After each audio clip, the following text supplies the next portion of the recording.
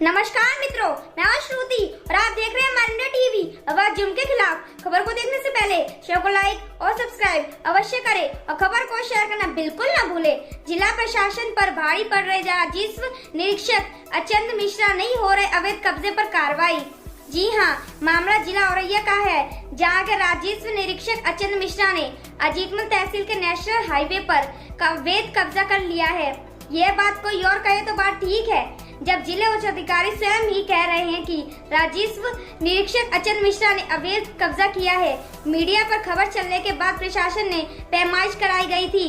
पैमाइश कराने के बाद उप जिलाधिकारी ने भी माना है कि वहां पर कब्जे सही नहीं है। सबसे बड़ा सवाल ये है कि कब्जे सही ना होने के बावजूद कार्रवाई क्यों नहीं, आखिरकार क्यों नहीं हो रही है कार्रवाई? राजस्व निरीक्षक का अचंत मिश्रा पर किसका हाथ है?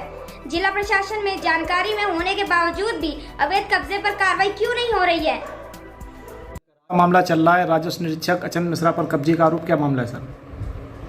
ये ग्राम गढ़िया का मामला है। इसमें जो है जस्ट पीछे अचंत मिश्रा का मकान बना है, उन लोगों ने ज़मीन खरीदा था। अभी जो नाप हुई है उसमें नाप में स्पष्ट रूप से ये स्थिति आ रही है कि नहीं होने दे रहे हैं। वो ये चाहते हैं, ये हमने कई बार डीएम और एसडीएम के यहाँ एप्लीकेशन दी कि हमारी ज़मीन पैमाइश करके निकाल दी जाए, मगर ये लोग पैमाइश नहीं होने दे रहे हैं। एक अभी जब बाइट न्यूज़ चैनल पे चली, इसके बाद इन्होंने एक बार पैमाइश हुई है, अभी कोई डिसीजन नहीं हुआ है। हमारी अधिकारियों से गुहार है कि हमारी ज़मीन की पैमाइश करा के अगर हमारी हो तो हमें कब्जा दखल दे दिया जाए, अगर हम गलत हैं तो हमारे ऊपर कार्रवाई की जाए, अगर उनकी ज़मीन है तो उनको दे दी जाए। हम यही चाहते हैं कि पैमाइश जल्द से जल्द करा के और ज़मीन की सीमांकन कर दिया जाए। हमारा प्लाट है गढ़िया पुल के पास हाईवे पर। तो वो हमारे पिताजी ने 2002 में ख़रीदा था और इसके बाद हमने उसकी बाउंड्री कराई। बाउंड्री कराने के बाद हमने नगर पंचायत से नक्शा पास कराया, लेकिन जब जो है 2005 में अशोक कुमार ने सिविल न्यायालय में अपना जो है बात प्रस्तुत कर दिया, तो उसमें 10 साल तक चला, 2015 तक, और उसमें जो है अशोक कुमार ने कोई साक्ष्य प्रस्तुत नहीं किए और बाद में उसमें वकील और उनको जाना भी उन्होंने अपना मुनासिब नहीं समझा, तो कोई उपस्थित नहीं हुआ। जज साहब ने वो एक पक्षी जो है निर्णय कर दिया कि साक्ष्य न जुटाने और न्यायालय में ना आने के कारण वो एक पक्षी हमारे पर फैसला हो गया। अशोक कुमार और उनके भाई सुरेंद्र है, एक नरेंद्र है जिन्हें बटन कहते हैं, इनका काम जो है सरकारी जमीनों पर कब्जा करना है। इनके पास कोई धंधा नहीं है। इनका मेन जो धंधा है सरकारी जमीनों पर, कमजोरों की जमीनों पर कब्जा करना।